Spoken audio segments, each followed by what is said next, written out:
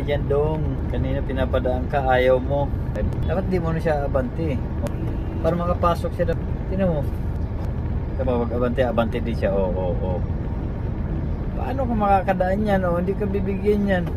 Wala, natapos na. Huli ka na dong. Sabi ko sa iyo dong, 110% yan dong. Sinasabi ko sa iyo dong. Yan dong.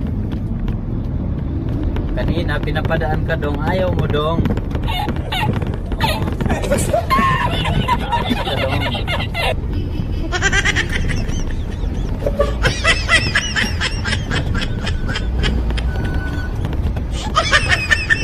Buksan mo. Pinapadaan na kita kanina. Kanina mag-beat nga ka eh. Ayaw mo pa.